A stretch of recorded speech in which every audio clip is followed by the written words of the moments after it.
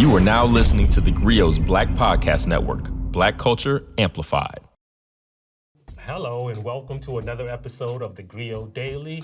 And today we got a special guest. You know, we don't really have special or guests at all on this podcast, but you know, we just had this big midterm election and we need to decipher what happened and talk about what happened. So, of course, as with the TheGrio Daily, we like to get with people who actually know things. And today's guest is a perfect example of that. We welcome Dr. Christina Greer, who is a political scientist and a professor at Fordham University, one of those schools that I couldn't get into, but I get to talk to her anyway, right? Because she's here today on the TheGrio Daily. So welcome, Dr. Christina Greer. Thanks so much for having me, Michael. Thank you for coming. Thank you for coming. And so let's dive into it. So we saw what happened with these midterm elections. We were all expecting a big, huge red wave that never materialized. But, you know, we need to understand why that wave didn't happen and why the narrative that carried us into the election wasn't true. And so why do you think that we didn't see that big red wave of Republican candidates and Republican victories that we expected? So in the past, Michael, the party that is out of power tends to do really well in the midterms. And that's why we were bracing ourselves for this massive defeat, right? And Donald Trump saw it in 2018. There was the blue wave that came. Obama famously saw the big red wave come in 2010 when he said we had a shellacking. So this is sort of following normal trends. What happened, though, is so many Republicans cast their lots with Donald Trump and Trumpism. And so Donald Trump represents the most extreme wings of the party. They've become, in many ways, the mainstream wings. But we had almost 48 out of the 50 states had an election denier on the ballot, right? In New York, we were voting for a governor on the Republican Party ticket who was an election denier. And so when we think about some of the candidates that Donald Trump hand-selected and put up, they didn't hold up past the muster. So when you think about someone like Mehmet Oz, and we had close races, don't forget, we're still in a runoff, and we're going to see a runoff between Warnock and Walker in Georgia, and that was Donald Trump's candidate, right? We'll see that on December 6th. But there are quite a few candidates that Donald Trump really wanted and selected that the voters said, no, thank you. Either they didn't have a vision, they were too draconian when it came to a woman's right to choose. I think when we start to look a little more deeply with the data with young people, we're going to see that the Gen Zers actually came to the polls and they made a difference in a lot of key states. And the messaging was just not there. And so we know that Democrats do know how to raise money, but I think they had pocketbook issues that were on the ballot, but democracy was also on the ballot. And I think they were able to explain to some voters that this could be our last free and fair election if we're not careful. Yeah, and in a sense, right, we see, like I've always said that in these kind of pivotal elections, you know, what's interesting is that white people historically have never chosen democracy, whether it is after the Civil War, whether it is Reconstruction, whether it is, you know, in the 1950s during the Civil Rights Movement. You know, there was always this backlash. And when it comes specifically to Georgia, right? Let's talk about that governor's race. Stacey Abrams lost. Now, you know, we know it was going to be a hard pull for Stacey Abrams. I know the results aren't what we hoped for tonight, and I understand that you are hurting and you are disappointed. I am too. We may not have made it to the finish line, but we ran that race. And we know this path. And we know that running is what matters. But one of the things I've written about is that we have been led to believe that Georgia was now a blue state because it happened one time. And so talk about the fact that Stacey Abrams lost and the misconception that Georgia was just automatically a blue state. Yeah, absolutely not, right? It's still the South. As Malcolm X says, anything south of the Canadian border is the South. And I always argue all states are red states. Do you have enough blue cities in your red state to flip it blue? But every single state is red state. You can look at New York and see the map is entirely red with just these little blueberries and a bowl of cherries. So we saw a purple-ish Georgia, and it is trending to be purple. And we saw some successes, obviously, in 2020 with Warnock and Ossoff on the Senate level, and then obviously President Biden winning in Georgia, but that was from efforts of like decades long of activists and organizers working in Georgia.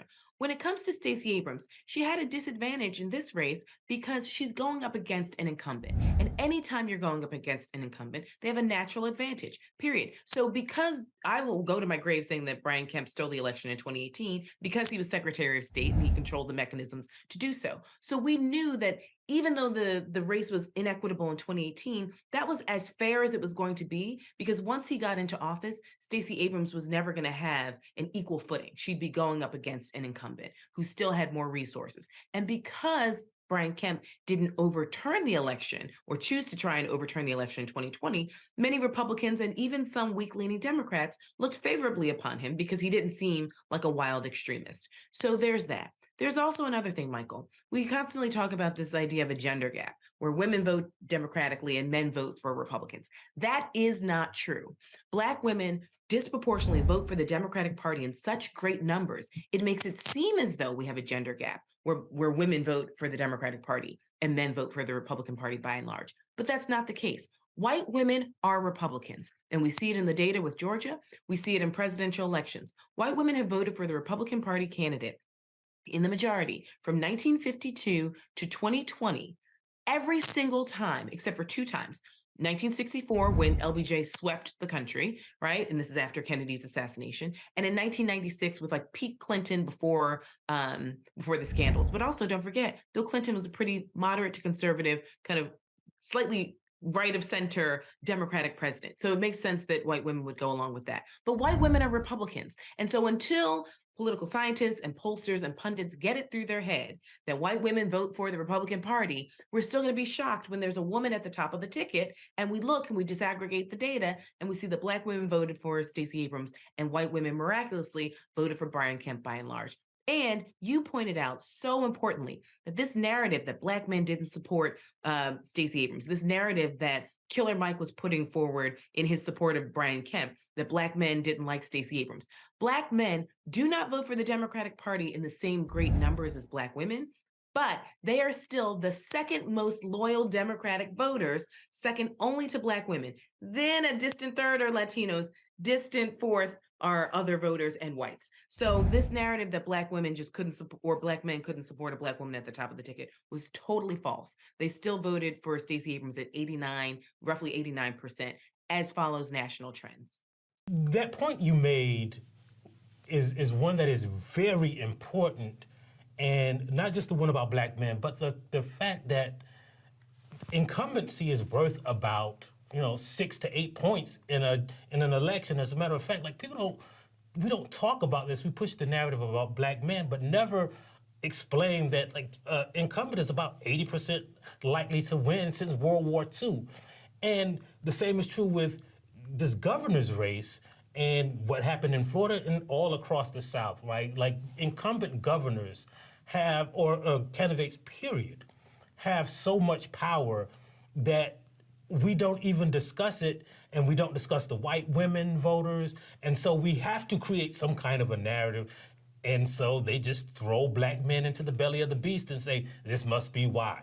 But I wonder if you think that Georgia and Florida, I have this belief that Georgia and Florida have kind of flipped places, and that there are times when we can get statewide elected officials in Georgia, like we used to do in Florida, it flipped red to blue sometimes. But Georgia is now like that. Like Florida is seemingly gone red under DeSantis, and Georgia is seemingly gone back to being a purple state. I think you're totally right, Michael. I mean, Florida's done. I think the Democrats should essentially treat Florida as a red state. don't abandon people fully. However, like we've seen now that Ron DeSantis has solidified and calcified a Republican stronghold. He won Miami-Dade County, which is like, if, for context for your viewers out there, that's the home of Luther Campbell. Okay. And like 2 Live Crew. So like he won that county. We have seen Latinos in Florida are Republicans, period, dot, end. So let's focus on Georgia, because we know with the reverse migration of so many professional African Americans moving from the Northeast back down to places like Atlanta, people who want to retire, the weather's better, you can get a nice little McMansion. I mean, there are a lot of things that are going on in Atlanta that make sense for people to sort of come back, and to say nothing of certain Latino and Asian populations that are moving eastward to Georgia. So it's making it a little bit more purple. I think we do need to focus on that. Unfortunately, as you said before, with this incumbency advantage, there's a baked in advantage that Brian Kemp had. He could control a narrative. And because he wasn't as outwardly draconian as a DeSantis or an Abbott, it didn't make him seem as dangerous. So he has a little bit of a Youngkin factor. Youngkin is the governor of Virginia, where they are just as dangerous as Abbott in Texas or DeSantis in Florida, but they don't present themselves as extremists in the same ways. And so you have a little bit of fungibility with other voters to either say, I can abstain because they're not that dangerous, or it's okay, to possibly give a vote here or there to a Brian Kemp. Or, Stacey Abrams is nice, but maybe let me just stick with the status quo because he's not that bad. Keep bringing up the good stuff, right? So, going back to a couple of the points that you made with white women, with white voters, the shifts we see from red to purple oftentimes are not like, I think the media narrative is that people are changing their minds or coming over to the Democratic Party, when in reality, what we're seeing is demographic shifts, right? The people who are traditional Democratic voters are moving to places like Georgia and Florida.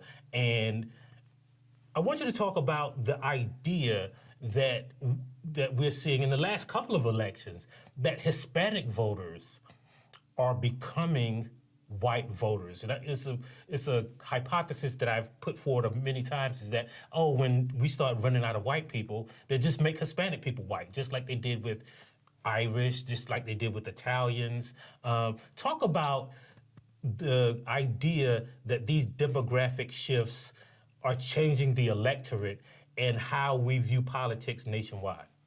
So, Michael, that question is so important. I wrote a book called Black Ethnics, right? Because it's like, I don't understand why the Republican Party doesn't try and grab these, Africans and Caribbeans who come from more traditionally conservative countries, and they are ripe for the picking, right? They don't have a party that they're necessarily aligned with, but because Republicans have by and large chosen white supremacy, they're leaving a lot of votes on the table.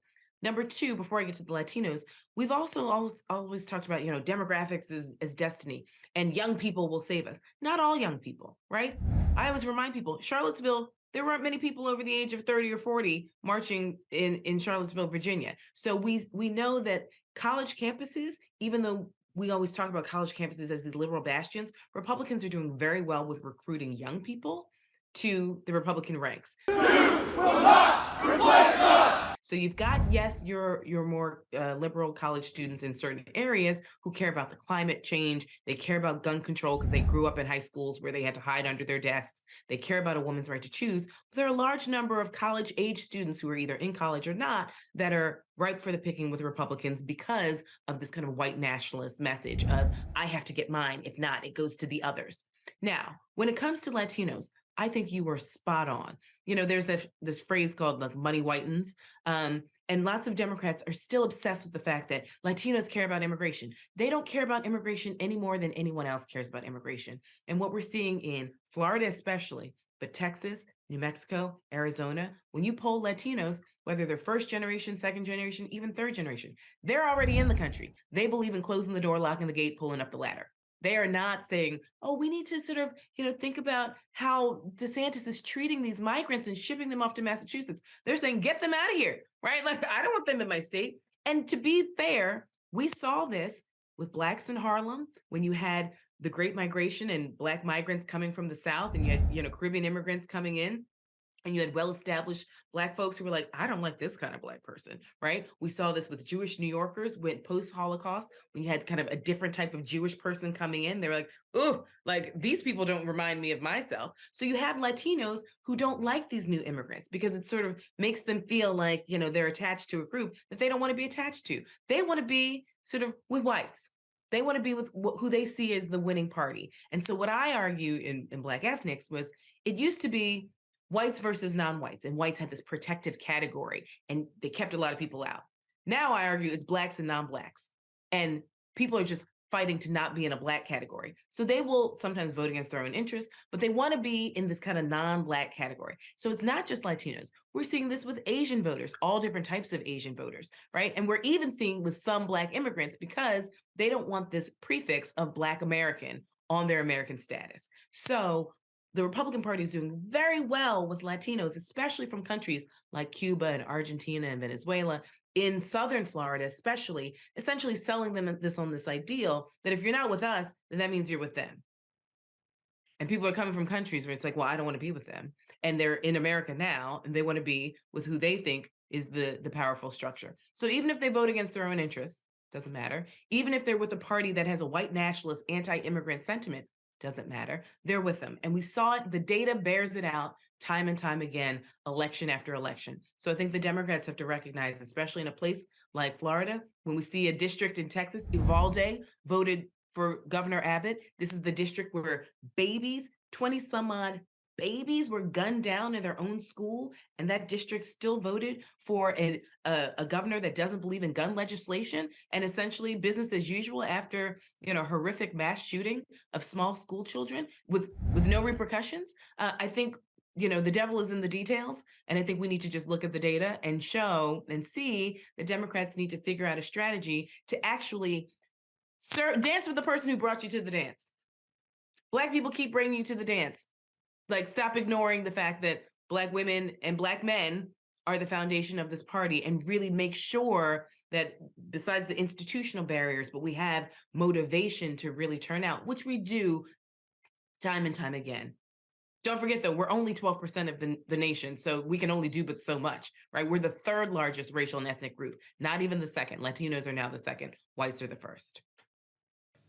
So when you see, candidates like, for instance, Wes Moore win, and juxtapose that with people like, Herschel Walker, right? We see, like, to win for a Black candidate to win, you have to be like a Rhodes Scholar who is also a veteran, and you got to be a Raphael Warnock who's still on the precipice, which he has a PhD and he's a minister. He's like, one of my contentions is that, like, Republicans really want to vote for Democratic candidates, because like what the perfect candidate is in Republicans' mind is really the candidates who Democrats are running. Somebody smart, somebody who's a Christian, somebody who worked hard and pulled themselves up and made something out of their lives. And so when you see the national political landscape, we keep hearing that, well, the Democratic Party needs to do this. Are there things that really the Democratic Party can do that they aren't doing? Like, sometimes I think we just say the Democrats should have, put more money here, like they have an endless supply of money, like they can automatically change the minds of white people, like advertising even matters anymore. So what are the specific things that the Democratic Party needs to do that they aren't doing? I mean, Michael, I don't know if my pay grade is there to figure out all these things for the Democrats. I mean, here's the thing, and I've said this before and I'm going to say it again. When it comes to white people, white Democrats especially, white people fundamentally do not understand the capacity of white people. And so when they go to the polls or choose not to go to the polls or play around with their vote and, split tickets and whatever, they don't understand the existential threat that the Republican Party faces. So what I think the Democrats need to do is think like Republicans. Republicans are thinking 10, 20 years, 50 years down the line. So Democrats get a victory and they take a victory lap for far too long. So they had Barack Obama, they took a victory lap for 8 years, not thinking of the white lash that was going to happen, right? Caught Democrats flat-footed. Black people could have told them, that there was going to be some sort of repercussion for having a two-term Black president, right, with no scandals.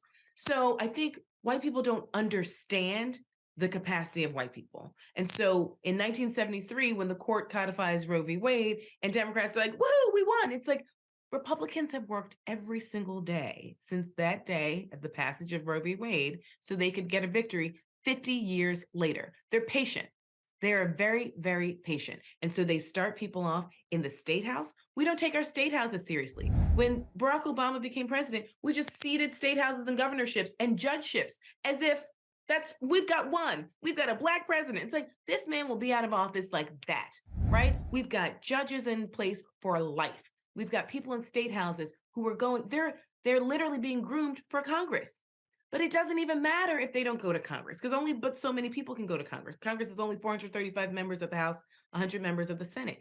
But in state houses all across the country where Republicans are in charge, do you know how many billions of dollars they're in charge of? Do you know the policy positions they're in charge of in states? So we talk about CRT that came out of nowhere and then disappeared, but like the Virginia State House, is debating CRT. Jersey's debating CRT. New York is debating CRT. They're putting bills up that are anti-climate, that are, pro-gun, that are anti-women. So the fact that, let's, for example, say California, Michigan, Vermont had some victories to codify a woman's right to choose, it's like, thank you, Democrats. Wake up. Like, we've got to actually start thinking about states' rights strategies, because ever since the passage of the Civil Rights Act in 64, Voting Rights Act 65, Immigration Act of 65, with LBJ as president, signing that into law, Republicans are like, okay, so yes, we get that the supremacy clause is real. We get that the federal government's in charge, but we're still going to have states' rights.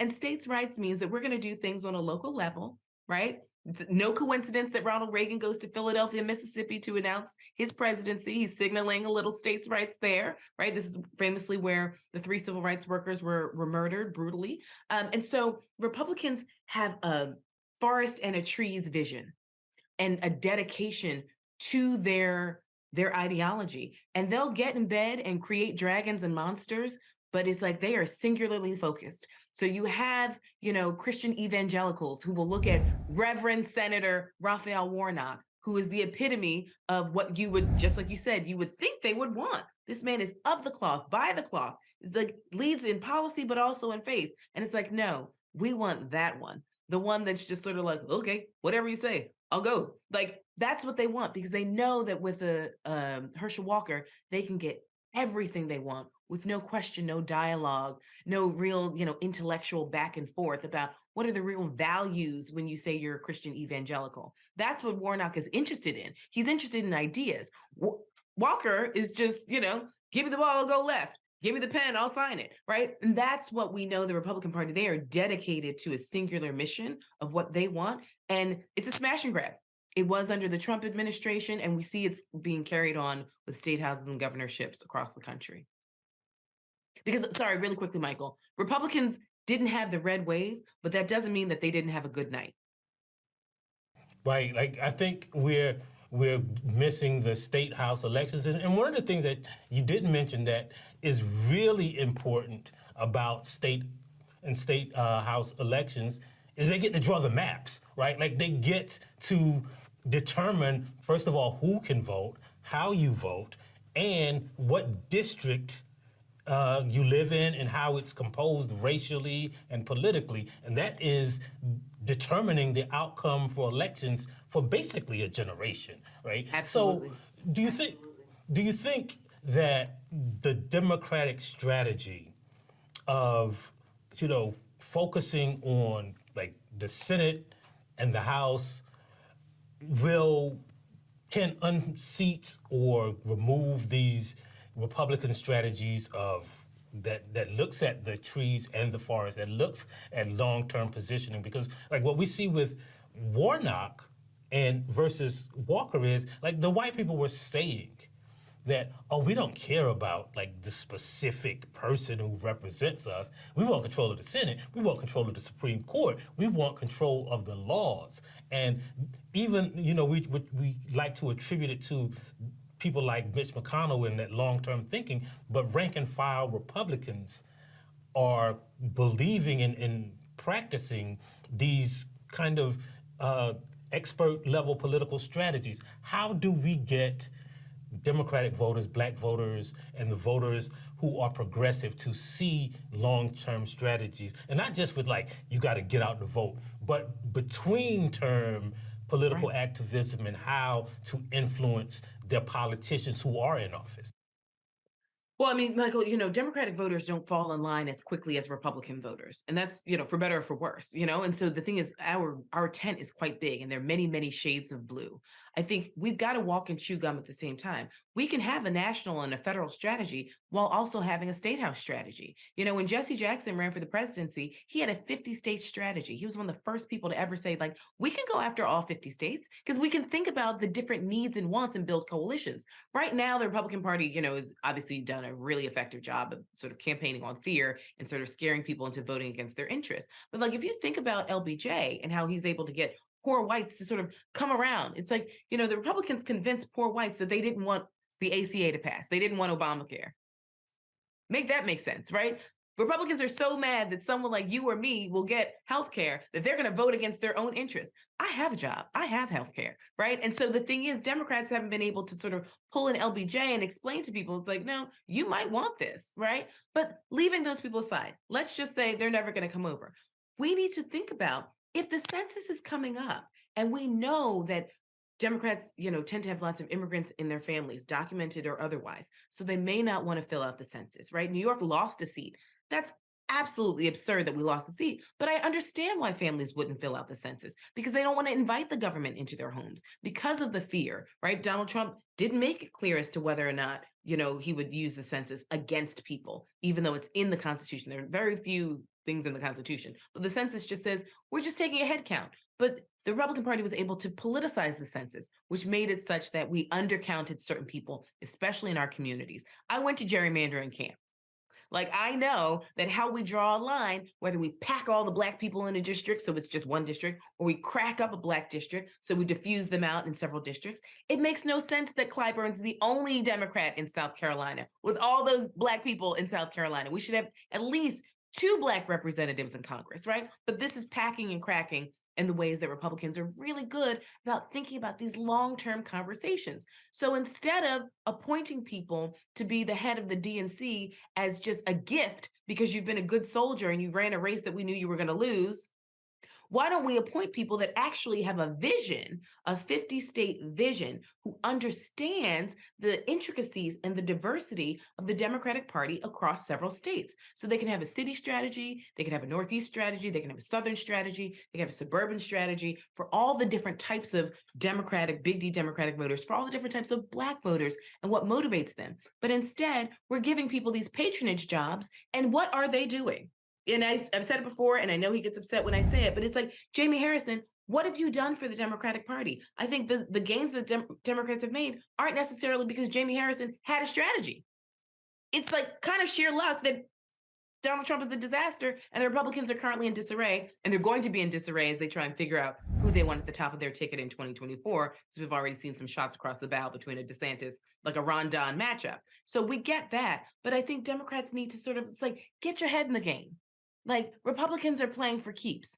We're sort of, we're bringing emails to a knife fight. Like, let's actually recognize that the future of the country is at stake, and we need to play ball, not just in cities where the Black people are, but we need to play ball on 50 states, in state houses, and a federal strategy.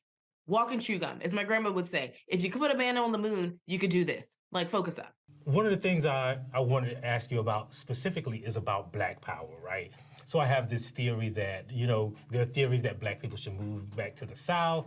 I have a theory that if we can convince Black people to treat midterm elections like national elections, we would just, like if we just voted in the percentage that we vote in national elections, we could have so much power. How can we coalesce? Because, if we're being honest, right, we ain't gonna change white people. What are some specific things, or how can we coalesce the Black power that we do have to make, our voice heard in national politics and in state and local politics?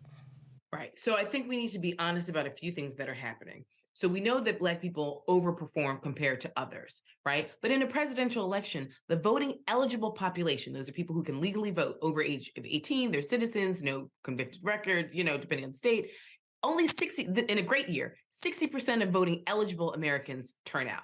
African Americans are slightly higher than that, but not much. So we're still leaving a lot of votes, eligible votes, on the table. I think the problem with a lot of Democrats in particular, I don't worry about the Republicans, is that we come around 8 weeks, we start talking to Black folks. 4 weeks, we really start talking to Black folks. And then those last 2 weeks, it's like, and you got to save democracy. And it's just like, it's insulting that a lot of these folks disappear. And so we let our foot off the gas. And then election time, it's like, come on, Michael, you've got to save the country, Black man. And if you don't, then all of a sudden, we lost because Michael and his ilk didn't vote. And it's like, that's a lot. So I think we need to have a more steady conversation to convince people that government actually is working on their behalf. And when it isn't, then what should they be doing? Because I've done focus groups before. And what I hear, with Black voters is really disheartening, because what they say is, it's like, well, because their financial circumstances are so dire, for them, it's like, it doesn't matter if a Democrat or a Republican's in charge. Like, my money's not going to change, because when you're below a certain threshold, all these other things, some of these conversations don't even trickle down to poor voters, right? We talk a lot about the middle class, which is important, but we also have never really defined what the middle class is. Depending on where you live, that could be anybody from like $35,000 to $350,000 or to $3 million, depending on, like in New York, you make $350,000, you might be living check to check.